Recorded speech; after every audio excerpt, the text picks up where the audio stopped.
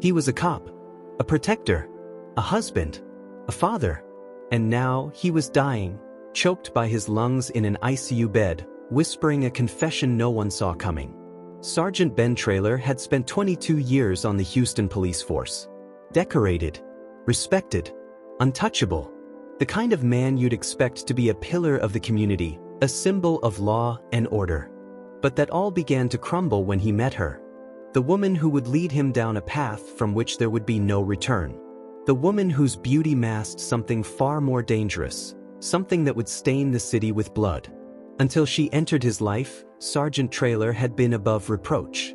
But after they crossed paths, the bodies began to pile up, and the darkness spread like wildfire through a dry field.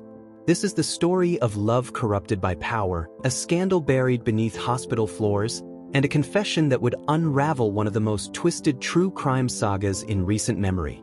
It's not just a tale of a man gone rogue, it's the story of a carefully crafted lie, constructed piece by piece until it all came crashing down. You're about to witness the rise and ruin of a man who wore the badge by day and masked his crimes by night.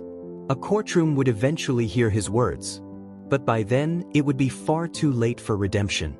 It was the summer of 2016 in Houston, Texas, when the quiet buzz of Memorial Ridge Hospital hid a nightmare beneath its pristine, sterile walls. This wasn't just a place where people went to get well. It was the ground zero of a conspiracy that would shake the community to its core.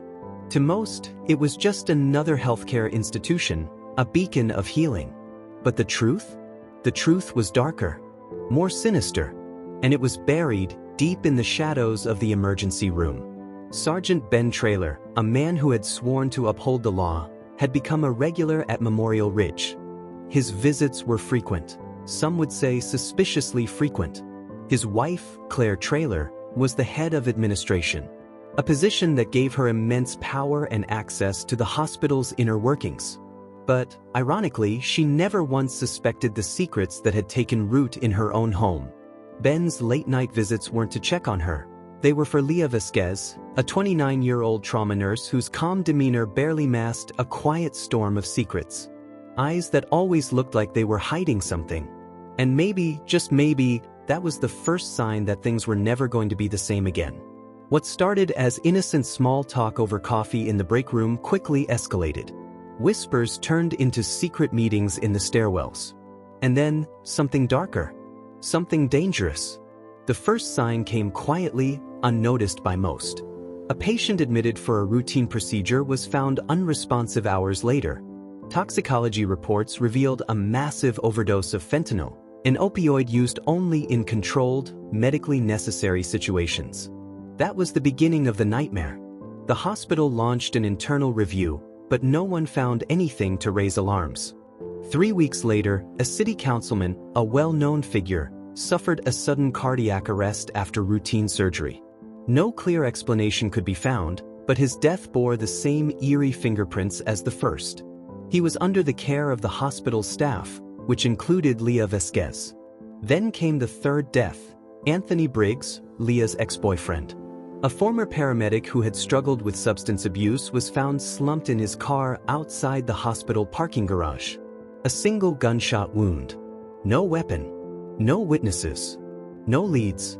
The police, naturally, launched an investigation. But Sergeant Ben Traylor's name, his name, never appeared in any of the reports. After all, he was one of their own, a respected officer. He couldn't possibly be involved. Enter Detective Marla Kent. She was old school, a cop with a nose for lies and a razor-sharp instinct that had served her well through the years. When no one else seemed to see the connections, she did. A seasoned detective, she had handled cold cases before, but this one was different.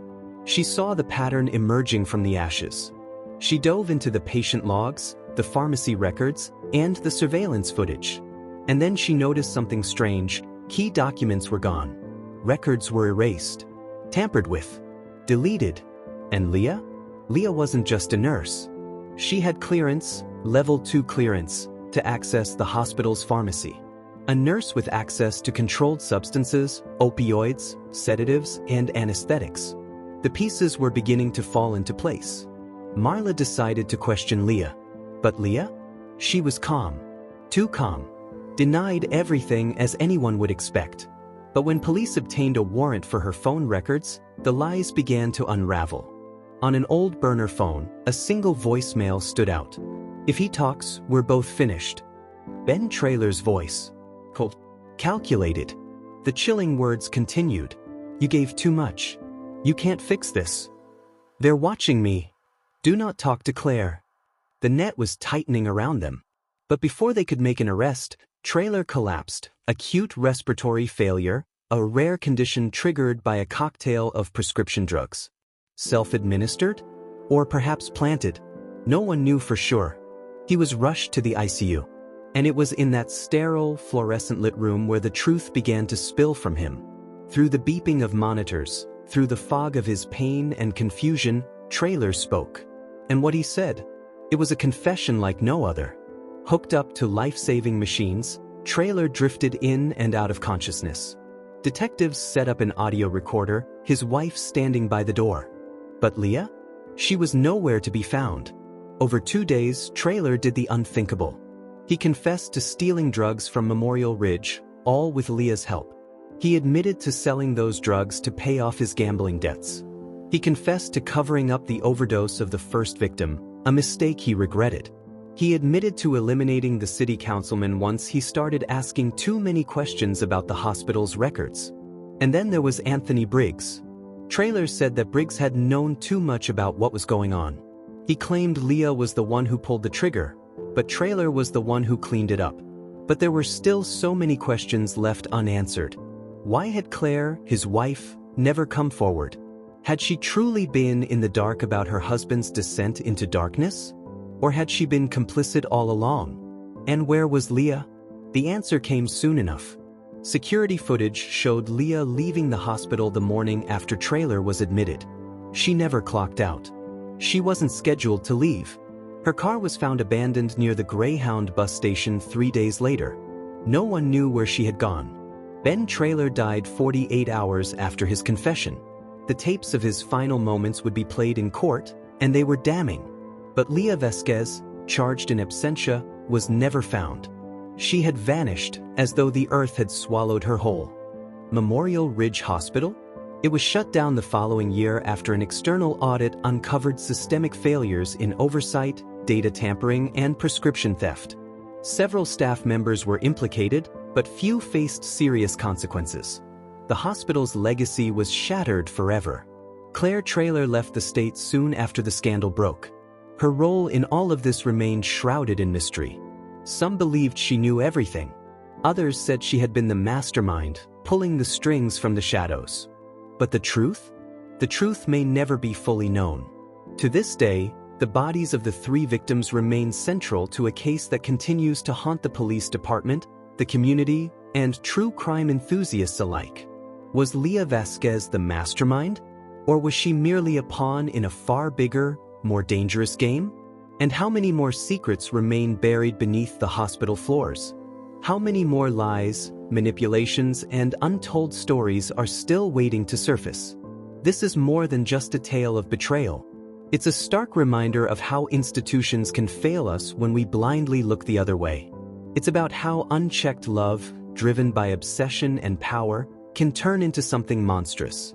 And it's about how justice sometimes comes, not with a gavel, but with the final, desperate gasp of a man dying in an ICU bed. So what do you think? Was it love? Was it desperation? Or was it simply evil? Leave a comment, share your theory, and don't forget to subscribe for more twisted tales from the dark heart of justice. This is True Crime Files 101. And we're just getting started. ICU.